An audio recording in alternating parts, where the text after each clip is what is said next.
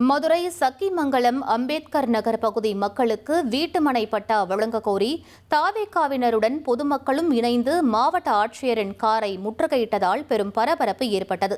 பல ஆண்டுகளாக வாடகை வீட்டில் வசித்து வருவதாகவும் சொந்த வீட்டுடன் உயிரை விட வேண்டும் என்பதே தங்களின் நீண்ட நாள் ஆசை என்றும் கண்ணீருடன் தெரிவித்த அவர்கள், தாவேக தலைவரும் முதலமைச்சருமான விஜய் தங்களின் கோரிக்கை மீது நடவடிக்கை எடுக்க வேண்டும் என வேண்டுகோள் விடுத்தனர்.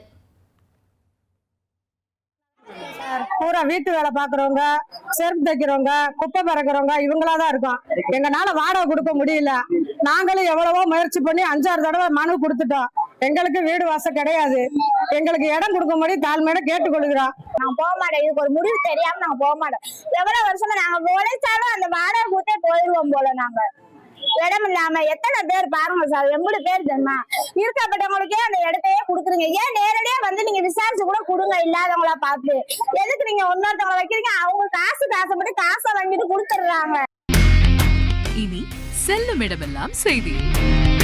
தந்தி டிவியின் வாட்ஸ்அப் சேனலை ஃபாலோ பண்ணினா செல்ல இருக்கும் இடமெல்லாம் செய்தி.